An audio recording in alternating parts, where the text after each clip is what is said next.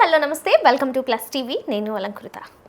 తెలంగాణ చౌరస్తా, కొమరయ్య పచ్చళ్ళు ఇలా రకరకాలుగా ఎంటర్టైన్ చేస్తూనే ఉన్నారు. నాకు అర్థం కాని లాజిక్ ఏంటంటే వీళ్ళు పికిల్స్ బిజినెస్ చేయడానికి ఇన్స్టాకి వచ్చారా లేదంటే ఇన్స్టాకి వచ్చాక ఆ థాట్ వచ్చిందో కూడా తెలీదు. మీ అందరికీ తెలిసే ఉంటుంది, very known face, millions views of reels. కాబట్టి హలో అండి, నమస్తే. కొమరయ్య గారు అనాలా, ఏమనాలి? ఆఫీసర్ అండి. ఆఫీసర్ ఈరోజు ఆఫీసర్ కూర్చున్నాడా చైర్లో, కొమరయ్య కూర్చున్నాడు? ఆఫీసర్ కూర్చున్నాడు, కొమరయ్య లోపల ఉన్నాడు. తాతని కార్లో దాచిపెట్టొచ్చారు కదా?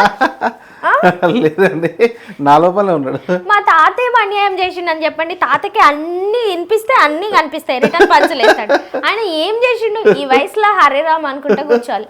వాడొచ్చిదనా వీడొచ్చిదనా, కానీ రివర్స్ గట్టిగా ఇచ్చేస్తాడు. పాపం కదా మరి. అంతేనా?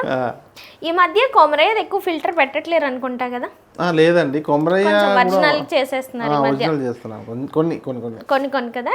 ఎలా జనాలు యాక్సెప్ట్ చేయట్లేదనా, లేకపోతే ఇటు మొత్తం షిఫ్ట్ చేస్తే ఇదే ఒరిజినల్ కాబట్టి యాక్సెప్ట్ చేయట్లేదని కాదు, ఇద్దరు ఉండాలి.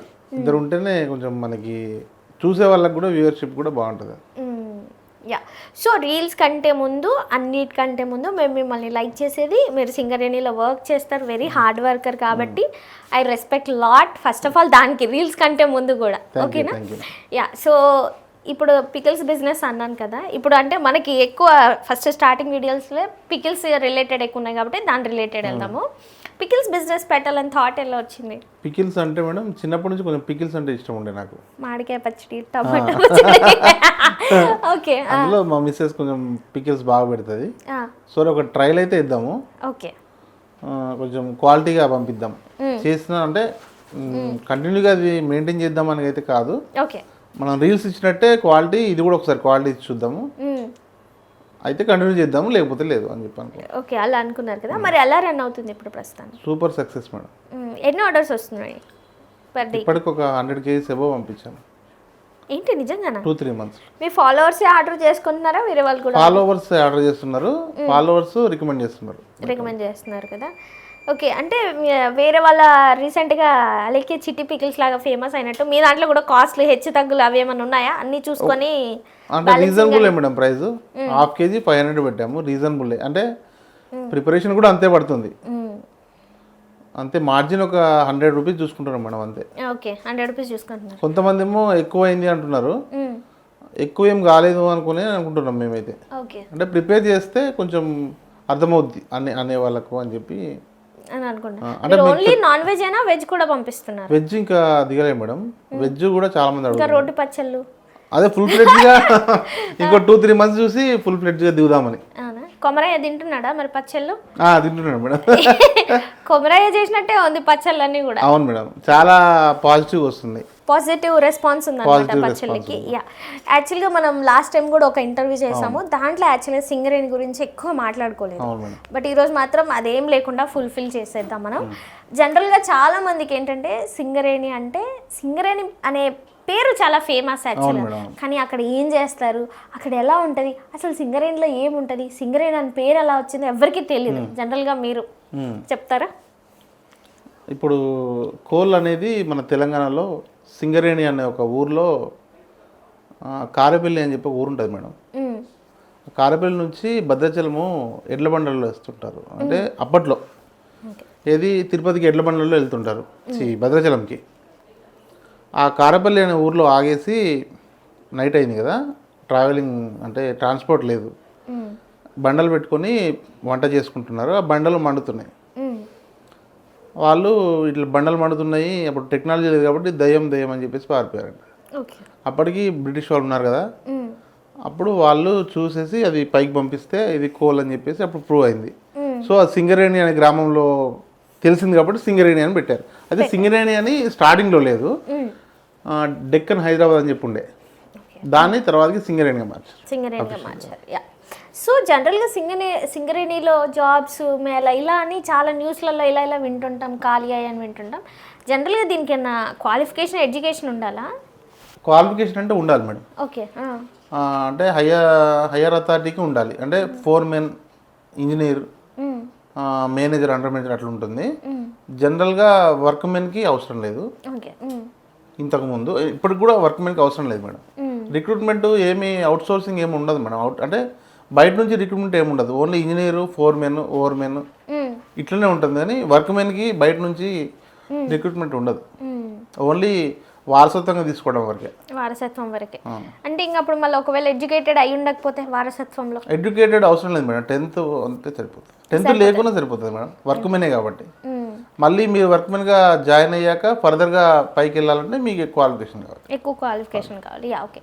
ఇంకొకటి జనరల్గా సింగరేణిలో ఇప్పుడు బొగ్గు ఉంది. బొగ్గు వల్ల ఏమొస్తుంది అంటే కూడా చాలా మందికి ఏం తెలియదు. బొగ్గు వల్ల ఏమేమి జనరేట్ చేస్తున్నారు, అసలు బొగ్గు ఎట్లా తవ్వుతున్నారు, అక్కడ బొగ్గే ఎలా మీకు తవ్వుతా అంటే వస్తూ ఉంది. బొగ్గు అంటే మేడం ఫస్ట్ ఆ ప్లేస్లో చూస్తారు మేడం. ఒక హోల్ వేసి చూస్తారు ఎంత డెప్త్లో కోల్ తగులుతుంది అని చెప్పేసి. అది మనకి ఓకే ఈ డెప్త్లో ఉంది అనుకుంటే వాళ్ళు ఫర్దర్గా ప్రొసీడ్ అవుతారు. ఫస్ట్ 2 టైప్స్ ఉన్నాయి మేడం. అందులో ఫస్ట్ ఏమో అండర్ గ్రౌండ్. మన భూమికి హోల్ చేసి లోపలికి వెళ్ళేసి లోపలిది తీసేసి బయటకు పంపిస్తారు బెల్ట్ మీద. బెల్ట్ ఒక 2-3 కిలోమీటర్స్ ఉంటుంది. ఇంకా ఎక్కువ బెల్ట్ ఉన్న మైన్స్ కూడా ఉన్నాయి. అదొక మోడల్. ఇంకో టైప్ ఏంటంటే open cast madam. Underground తీసాక లోపల ఎట్లా అంటే సపోర్ట్కి పిల్లర్స్ ఉంచుతారు. కోల్ పిల్లర్స్ ఉంటాయి. అవి అండర్ గ్రౌండ్ అయిపోయాక ఫర్దర్గా మిగిలిన కోల్ని బయటికి తేవాలంటే దాన్ని మొత్తానికి ఓపెన్ చేసేసి కోల్ని బయటికి తీస్తారు. అది ఓపెన్ కాస్ట్. ఓకే. సో ఇలాగ తవ్వుతూనే ఉంటారు. తవ్వడం మాత్రం ఆగదు. లేదు మేడం. దానికి ఒక లిమిట్ ఉంటుంది. దానికి ఒక పర్మిషన్స్ ఉంటాయి. ఉంటాయి మేడం. అంటే అడ్డగోలుగా తీయరు మేడం. దానికి గవర్నమెంట్ ఉంటుంది, ఎన్విరాన్మెంట్ పర్మిషన్ ఇవ్వాలి, ఫారెస్ట్ పర్మిషన్ ఇవ్వాలి. ఫారెస్ట్ ఏమైనా డ్యామేజ్ అయినా కూడా దానికి ప్యారలల్గా మొక్కలు నాటి చూపించాలి ఫారెస్ట్కి. అంత అడ్డగోలుగా ఉండదు మేడం. ప్రాసెస్ ఉంటుంది. దాన్ని ఏమంటారు అప్రూవల్ ఉంటుంది ఖచ్చితంగా. ఓకే. ఇంకొకటి ఏంటంటే అక్కడ బొగ్గు గనుల్లో వర్క్ చేసే వాళ్ళు కానీ లేదంటే ఎక్కువసేపు బ్రీతింగ్ ఆడకపోవడం, లేదంటే చాలా రకాలుగా బొబ్బలు రావడం ఇవన్నీ ఉంటాయి. ముందే మీకు తెలుసు, జాయిన్ అవ్వక ముందే తెలుసు ఇది ఒక ప్రాణహానితో కూడుకున్న పని అని చెప్పేసి. అయినా కానీ ఎలా జాయిన్ అవుతున్నారు, ఎందుకు జాయిన్ అవుతున్నారు, వేటికి టెంప్ట్ అవ్వాల్సి వస్తుంది? జనరల్గా ఈ సింగరేణి వర్కర్లు అందరూ కూడా చాలా మంది ఉన్నారు, చాలా ఫ్యామిలీస్ బతుకుతున్నాయి. కానీ వీళ్ళందరూ ఏ మోటోతో వెళ్తున్నారు అక్కడికి? అంటే స్టార్టింగ్లో కనిపెట్టినప్పుడు జాయిన్ అయ్యేసి పారిపోయేవాళ్ళు మేడం. అప్పుడు బ్రిటిష్ వాళ్ళు బలవంతంగా చేపించేవాళ్ళు. చాలా మంది చనిపోయేవారు. డే బై డే చనిపోయేవాళ్ళు. తర్వాత టెక్నాలజీ పెరిగి మిషనరీ పెరిగింది మేడం. సపోర్టింగ్ ఒక అంటే చాలా తక్కువ ఉంది మేడం ఇప్పుడు యాక్సిడెంట్ రేటు. రిస్క్ కూడా సేమ్ ఉంది, అప్పుడున్నట్లు లేదు. ఇంకోటి ఏంటంటే ఎట్లా వెళ్తున్నారు అని అంటే ఫాదర్ది వారసత్వంగా వెళ్తున్నారు. ఇంకోటి ఏంటంటే వెళ్ళకుండా ఆగితే మనకి పవర్ ఉండదు, మనకు గుర్తింపు ఉండదు ఫస్ట్ తెలంగాణకి. సో అలా అని చెప్పేసి వెళ్తున్నారు. అక్కడ ఏమేమి ప్రాబ్లమ్స్ ఫేస్ చేస్తుంటారు జనరల్గా? సింగరేణి జాబ్ చేసిన వాళ్ళు దిగిపోయాక చాలా తక్కువ రేషియో బతికారు మేడం. ఎందుకంటే లోపల ఆ గ్యాసెస్, డస్ట్ ఉంటుంది. ఇంకోటి ఎయిర్ సఫిషియెంట్గా ఉండదు మేడం. ఏదో 8 hours బతకడానికే ఉంటుంది లోపల. అది కూడా బయట నుంచి డక్స్ అని ఉంటాయి. ఆ డక్స్ ద్వారా బయట లోపలికి పంపిస్తారు ఎయిర్, ఆక్సిజన్. మళ్ళీ అది రిటర్న్లో వేరే సప్లైలో బయటకు వస్తుంది. అంటే ఒక సైడ్ ఫ్యాన్ పెడితే ఈ ఫ్యాన్ ఎగ్జాస్ట్ ఫ్యాన్ ఉంటుంది. ఇది రొటేట్ అవుతుంటే ఆ వేలో గాలి వచ్చి ఈ వేలో వెళ్ళిపోతుంది. అలాగా మనం బ్రతకడానికే అంతే తప్ప మనం బయట ఉన్నట్టు ఉండదు మేడం. ఆ స్కిన్ అంతా మండుతుంటుంది, గాలి లేకపోతే మండుతుంది కదా. అది స్లోగా చేసే వాళ్ళకి అలవాటు అయిపోతుంది. అది కూడా చాలా వరకు పొలిటీషియన్స్ కూడా మన కేసీఆర్ కూడా సింగరేణి అంటే సైనికుల్లాగానే వాళ్ళ లోపలికి వెళ్తే బయటకు వచ్చేది ఉండదు. వాళ్ళ బతుకులు మొత్తం బండ కిందనే ఉంటాయి.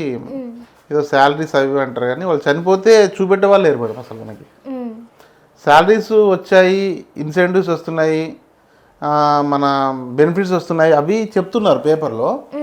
ఒక పర్సన్ లోపల చనిపోతే ఒక మూల కూడా రాదు మేడం పేపర్లో. ఫ్యామిలీకి ఆడుకోవడం లేదంటే లక్షల్లో డబ్బులు ఇలాంటివి ఏమి ఉండవా? అవి కంపెనీ రూల్ ప్రకారం వెళ్తుంది. పర్సన్ చనిపోయింది చూపియరు అంటున్నా. చనిపోయింది చూపియరు, డబ్బులు వచ్చేయి అసెంబ్లీలో చెప్తారు. మనిషి ఒకవేళ చనిపోతే పేపర్ ఒక పెద్ద ఉంటే దాని కింద చిన్న పేపర్ కూడా వేయరు మేడం. ఎందుకంటే చూసి భయపడతారు, నెక్స్ట్ వచ్చే వాళ్ళు రారేమో. అంటే అంత రికగ్నేషన్ లేదు మాకు. అంటే ప్రాణానికి రికగ్నేషన్ లేదు, వచ్చే అమౌంట్కి మాత్రం ఉంది అంతే. ఓకే. సో అంటే అలాంటిది ఇప్పుడు మీరు ఎప్పుడు మాట్లాడరా మరి, అంటే ఇన్ని సంవత్సరాల నుంచి ఇలాగ రన్ అంటే అవుతూనే ఉంది చెప్తూనే ఉంటాం మేడం, ఇయర్లీ ఇట్లా అంటే చీప్గా చూస్తుంటారు, అంటే చులకనగా చూస్తుంటా ఉంటారు.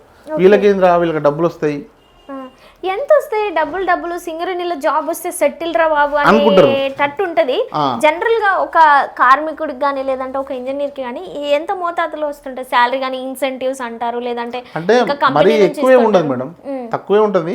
కాకపోతే ఆ ఏరియాలలో అలా పడిపోయింది మేడం. ఒక 40 ఉంటుందా? అంతే మేడం, ఉంటుంది. ఒక 40 చిన్న కార్మికుల దగ్గర నుంచి పెద్ద కార్మికుల వరకు కొంచెం ఎక్కువ ఉంటుంది. కాకపోతే ఆ లోకాలిటీలో ఆ బ్రాండ్ ఆ సింగరేణి అని అంటే వాళ్ళకి అంత గొప్ప అనిపిస్తూ ఉంటుంది.